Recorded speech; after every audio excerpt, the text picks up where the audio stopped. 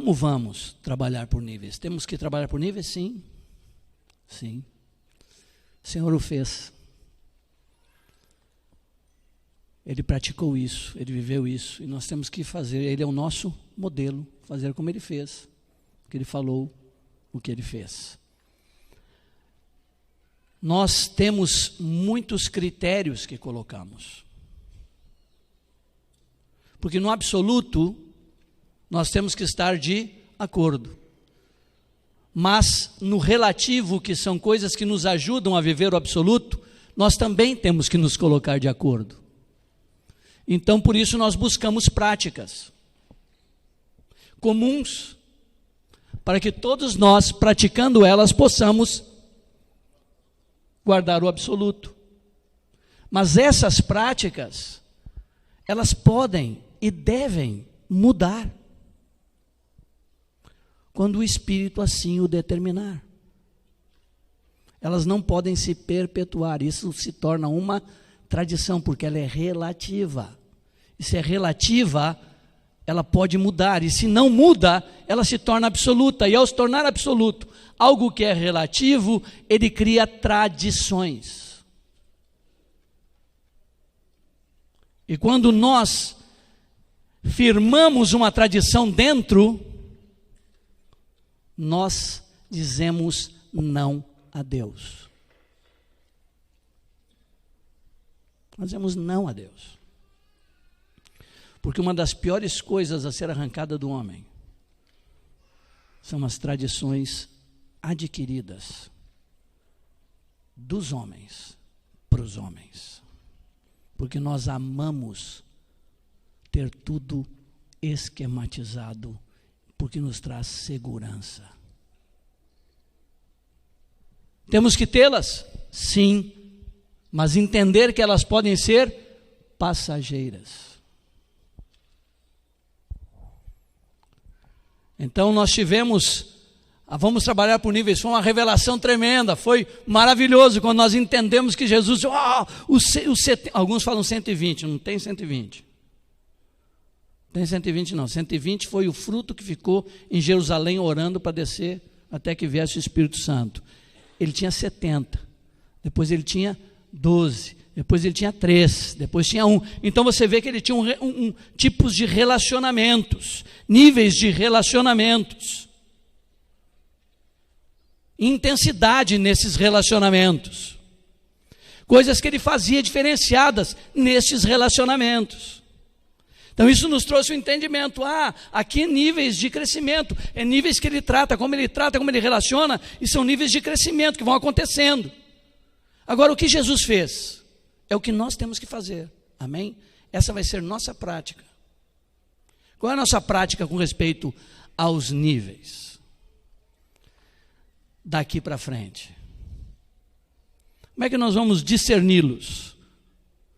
Meus irmãos, vai ter algumas coisas aqui que vocês vão dizer, não vai ser fácil. Não vai não. Sabe por que não vai ser?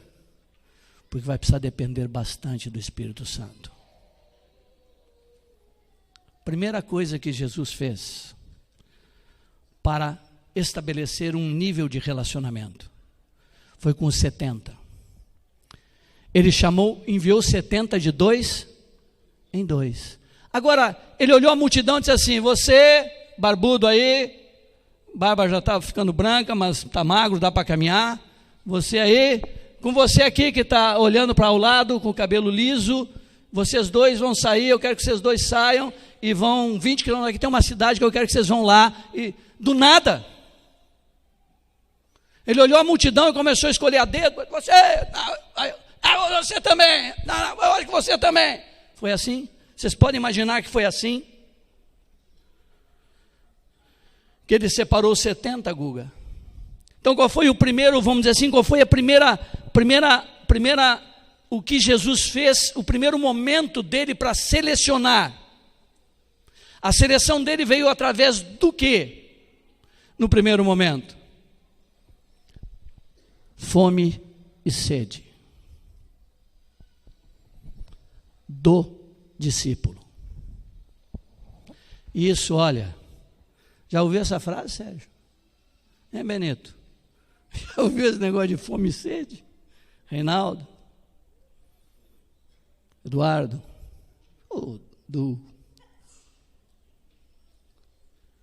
Fome e sede. Esses homens, com certeza. E eu gosto de fazer a repetição da imagem que eu tenho na minha cabeça. Jesus está em Cafarnaum e começa a dizer assim: bem-aventurados os humildes de espírito, e olha para cá, e continua e dá uma outra olhada e tal. Aí ele está lá em Sidom: bem-aventurados os humildes, e olha para cá, de espíritos. Ele está lá em Nazaré: bem-aventurados os humildes, e olha para cá. E esse tal de Sérgio está nas 3 cidades. E não só está atrás dele nas cidades, ouvindo o que ele está dizendo, como quando o povo vai embora alimentado e que já recebeu o que tinha, ele vaza junto atrás dele para onde ele for. Jesus viu homens que queriam mais do que milagre, comida e manifestação de poder. Homens que estavam seguindo a ele. Então ele separa esses 70. A característica deles? Tinham fome e sede. Como é que você vai na igreja da casa separar? O que tem fome e sede.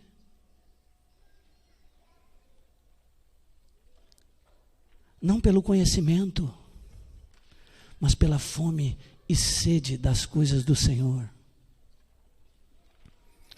Fome e sede de estar junto. Fome e sede de receber. Fome e sede de participar. Fome e sede de ir contigo onde você for.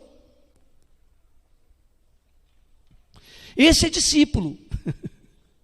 Esse quer aprender com, ele não tem um esquema marcado de dia, ele tem fome e sede.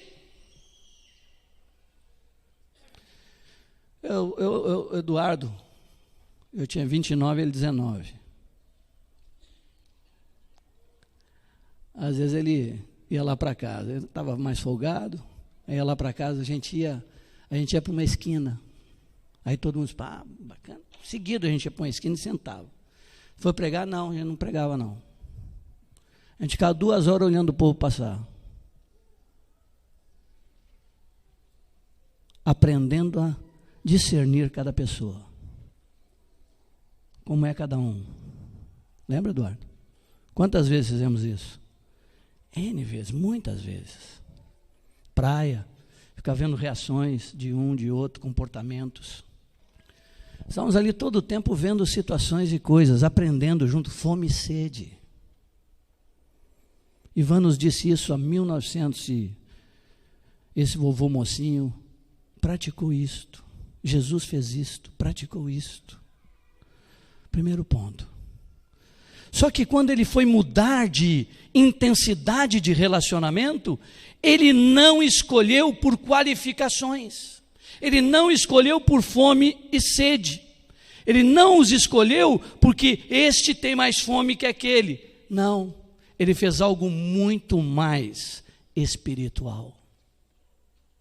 Ele passou a noite orando e perguntando para o Pai: quem são os que eu vou chamar para serem 12?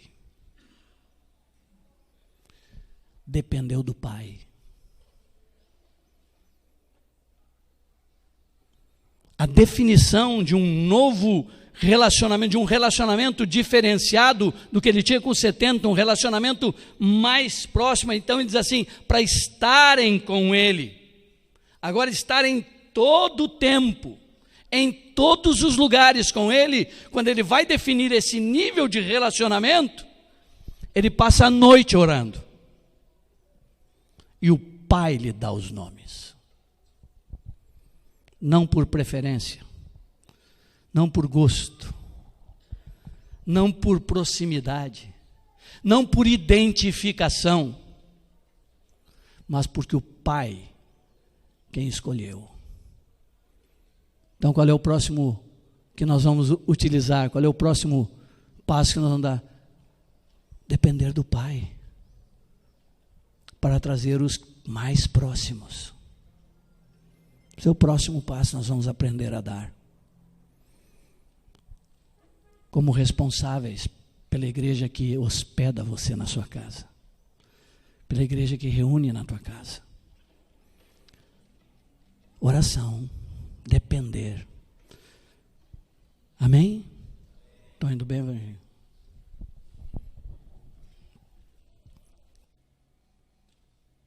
Depois ele escolhe os 12 passam a andar com ele. Eu imagino o dia que aconteceu isso, que 58 ficaram ficaram um pé atrás, ficaram com um passo atrás desses outros 12.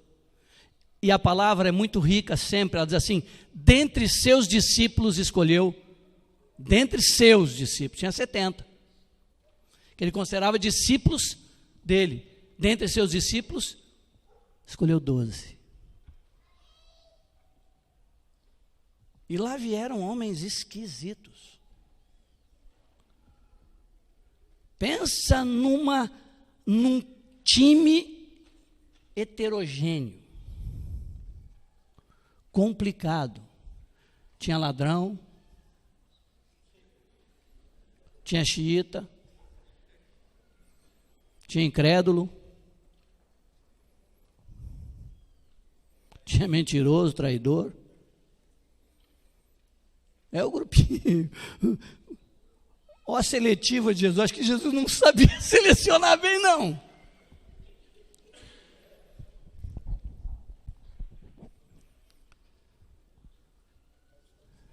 Aí ficaram 58 ali que passaram a um nível diferente de intensidade de relacionamento. Não diz que não continuaram seguindo ele, provavelmente seguiam. Mas esses 12 ali tomam uma dimensão de intensidade, é um ano depois. Um ano depois que ele está andando, ele faz essa oração e chama esses 12. Então agora ele tem menos tempo de ministério, ele tem que concentrar mais. Então ele concentra nos 12. E dentre esses 12, Rodrigo, 3 se destacam. E qual foi o critério? Talento, personalidade. Talento naturais, forma de ser, dom até, mas nesse momento não tinha o Espírito Santo derramado sobre eles. Aí Pedro se destaca, por quê? É o falante. É o impetuoso, é o impulsivo, e é o único que tem coragem de duvidar de Jesus, ou de dizer não, de não concordar. Duvidar não concordar, porque havia dúvida também, mas não concorda. Não concorda porque ele duvida que aquilo seja verdade. Quando ele vai lavar os pés, o meu não. Foi o único, todos os outros estavam com os pezinhos ali. Mas Deus disse, o meu pé não. Então Jesus, então está tudo não também. Aquela história do 880. Mas ele tinha coragem de externar seu sentir, sua opinião. Ele achava ridículo Jesus estar lavando os pés dele. Não, meu pé não vai não, eu digo, está ridículo. Isso está ridículo, você lava nossos pés. Mas tinha coragem. Depois, todos vão, não vou nada. Eu não vou. Discordou de Jesus.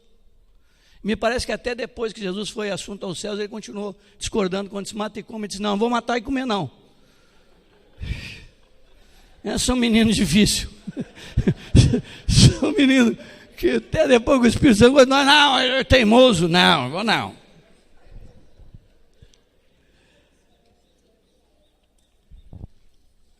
Como vão se destacar no encontro da casa?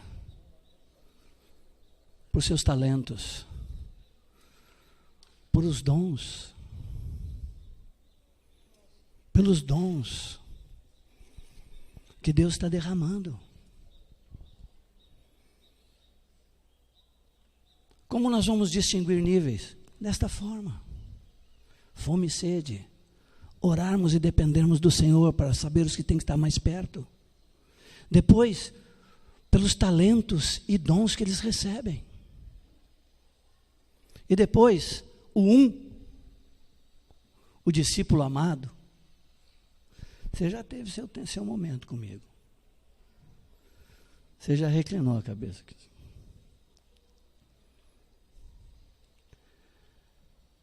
O discípulo amado, chamado discípulo amado, que ele não era ele que o amava, se distinguia por quê? Porque diz que ele era o amado?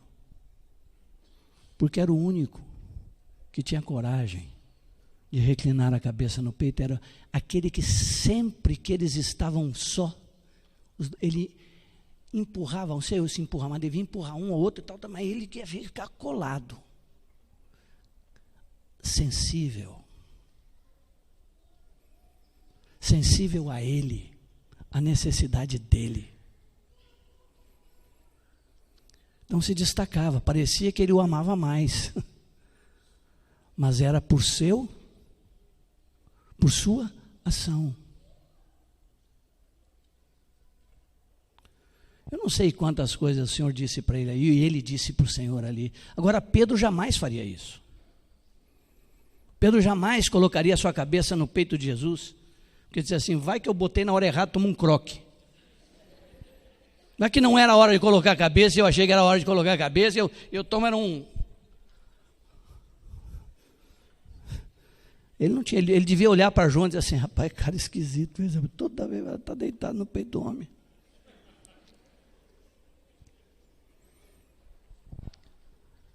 Vocês estão entendendo como que nós vamos fazer na igreja da casa? Vamos desprezar todos os critérios que temos? Não, eles são bons. Mas deixe na mão do Espírito Santo. Dependam do Senhor, vejam como o Senhor trabalhou. Vejam como o Senhor fez. Amém? No ensino, nós temos recebido da parte do Senhor uma sequência de ensinos que ajudam o discípulo a ir sendo formado na sua fé, na sua compreensão das verdades. Isso vai continuar. Eu estou falando de relacionamentos. Ok? Estou falando de relacionamentos, porque nós temos uma estrutura na casa, que quando reúne na casa, algumas coisas têm que acontecer.